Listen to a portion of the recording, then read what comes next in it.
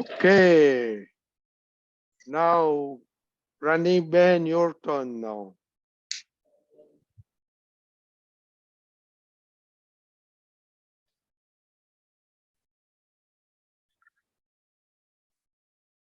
Okay, unmute now. Okay, Jai Sachidanand. My question is about actually that state before the Atma comes into the relative. So that Nigod state, I've read something about it, but I'm not clear on what exists in that state. Is it the six eternals? Is it in this universe or another place? Like, could you describe that state and in terms of what is present in that state before the Atma comes into this cycle, this worldly cycle? Yeah, so what you are saying is there are three basic categories of the living organisms or living beings. One is Nigod, another is Vyavahar Rashi, and the third is the Siddhas or liberated ones. The Nigod is the miniature or very ultra microscopic creatures whose identity name is yet not given to that particular thing. And if we see even around us in atmosphere, in everywhere, there are infinite number of miniature creatures and even difficult to see with the electron microscope or our microscopes. So right now with the advent of science, we can understand that, what we can't see with our five senses are being seen with these ultra-modern gadgets. So all these minute creatures who have not yet received their name or identity, they are said to be the Nigod, and they are all around us, here only. They are all around us. And if you go one step ahead and say, the Vitragas or enlighteneds or Tirthankars have described different types of organisms. That Jalakai means those who are in the water. The water is also full of the living bodies. Then Vayukai, the air is also full of the living organism bodies. Vayukai, Jalkai, Teukai, Agnikai. These all are the infinite number of creatures. What exists there? It's in a universe as the six elements, principally the two, Chaitanya and Pudgal, means Atma and Pudgal are together. The living universe or the living beings come into existence. And even before they get the senses or they get the identity, they are in the Nigod. Now there is a natural flow going on. So the number of beings which are liberated from this part, the n number comes from Nigod to Vyavahar Rashi. So from there, they get some identity that this is rose, this is jasmine, this is that, even bacteria. And in the evolution journey, initially it's a natural flow. Dada used to give that the Narmada starts from there, its origin place, then comes to Bharuch, and it flows, and so many stones also get into it. So it's a natural flow.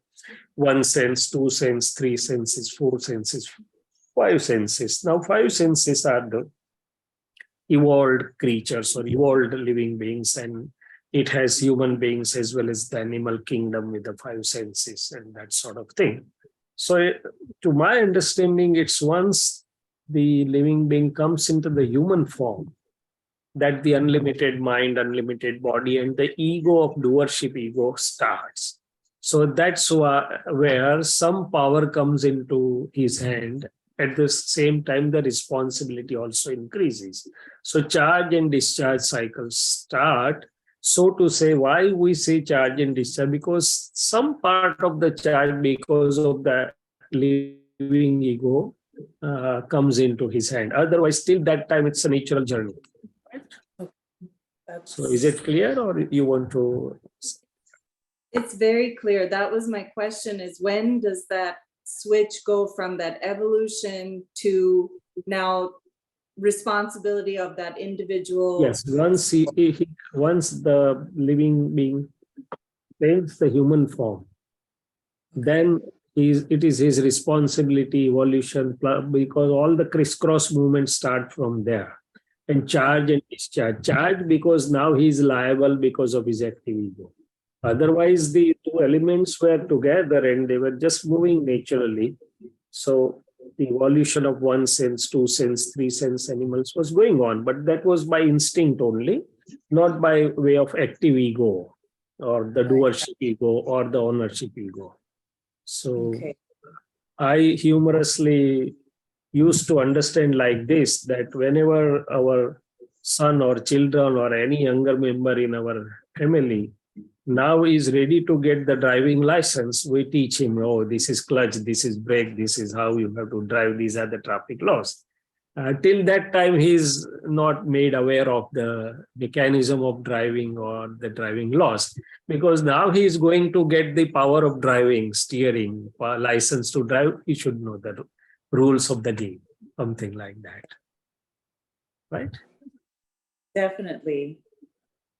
That was the big question. And in that natural flow, when is it determined that one becomes a human? Is it they have to exhaust so many lives, they have to go through so many things before? No, not really. So, as whatever I know, there's no point of imagining, because it's infinite time. It's moving, and infinite time may have elapsed before one comes into this journey. Really, the time counts when one comes into the Vyavahara, especially in the human form. And still, really, the time doesn't count from there also, because from that also there is a very, very, very, very long journey. It's counted when one gets the right vision, samyak drasti. Then onwards, the births or the time is counted that, okay, now in so many births or such a time, this soul will be liberated. Because till that it's not really endless, but sort to say a very long sort of endless journey. Yes. It's a very long journeys. There's no point in, I think, stretching our intellect to that point. It's not decided that at what particular point one will come into humans. The important thing, I think, is that just of all that, so much life is everywhere, and how lucky we are in all of this to have the explanation. You know, it's truly amazing, because so much is happening without this knowledge.